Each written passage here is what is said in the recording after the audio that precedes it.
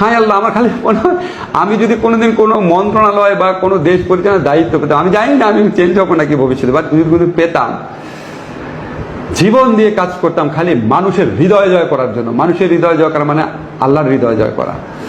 A few moments later.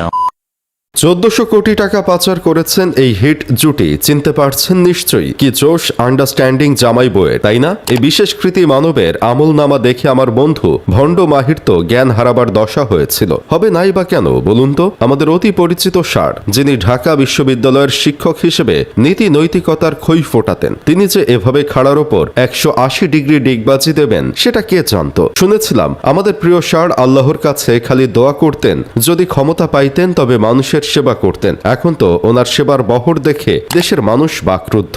দিতে বসলেন সেই আইএসআই এজেন্ট খ্যাত ষাঁড়ের গত 18 মাসের কুকীর্তি এখন টক অফ দ্য টাউন। তদন্তে যা বেরিয়ে আসছে তা তো স্রেফ দুর্নীতি নয়, একে তো রীতিমতো ডিজিটাল ডাকাতি বলা চলে। বিশেষ করে ষাঁড়ের স্ত্রী যেভাবে পুরো সিন্ডিকেট নিয়ন্ত্রণ করতেন তাতে মনে হচ্ছে মন্ত্রণালয়টা ওনাদের পারিবারিক ড্রয়িং রুম ছিল। ম্যাডামের ছাড়পত্র ছাড়া নাকি ষাঁড় কোনো ফাইল স্পর্শ করতেন না। কি চমৎকার পারিবারিক একতা দেশে পাচার করেছেন। দুবাই আর সুইজারল্যান্ডের গোপন অ্যাকাউন্টে যখন ফান্ডের জোয়ার বয়ে যাচ্ছিল তখন ষাঁড় টিভিতে এসে ইনসাফের লম্বা লম্বা লেকচার দিচ্ছিলেন। ডায়মন্ড ওয়ার্ল্ডের মালিক দিলীপ কুমার আগারওয়ালকে 700 কোটি টাকার বিনিময়ে যে ক্লিন চিট দেয়া হলো সেটা কি আইনের শাসন নাকি ওপেন অ্যাকশন? বড় মাছেদের আগে গ্রেপ্তারের ভয় দেখিয়ে চাপ দেওয়া হতো, তারপর স্ত্রীর মাধ্যমে দরদাম মিটিয়ে বিপুল অঙ্কের বিনিময়ে খালাস। পুরো প্রক্রিয়াটা কোনো মাফিয়া মুভির স্ক্রিপ্টকেও হার মানাবে।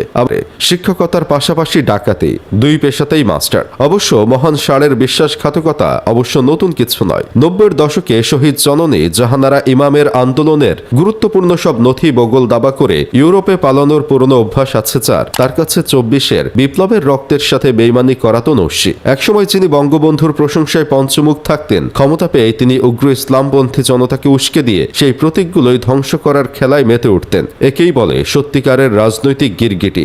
ব্যক্তিগত জীবনেও ষাঁড় বেশ শৌখিন মানুষ। বিবাহ বহির্ভূত সম্পর্কের টানে 3-3বার বিয়ে করেও নাকি ওনার মন শান্ত হয়নি। সন্তানদের ওসিলায় স্ত্রীর সাথে বাড়িতে সময় কাটাতে না পেরে বিশ্ববিদ্যালয়ের পাশে আলাদা ফ্ল্যাট ভাড়া নেওয়ার যে বাহারি গল্প, তা শুনলে হাসবো না কাঁদবো ভেবে পাই না। ফ্ল্যাট ভাড়া নিয়ে সেখানে নাকি প্রতিদিন নতুন নতুন অতিথি আপ্যায়ন করার যে রঙিন শখ, তাতে ওনাকে শিক্ষক না বলে কোনো রোমান্টিক থ্রিলারের নায়ক বলাই ভালো।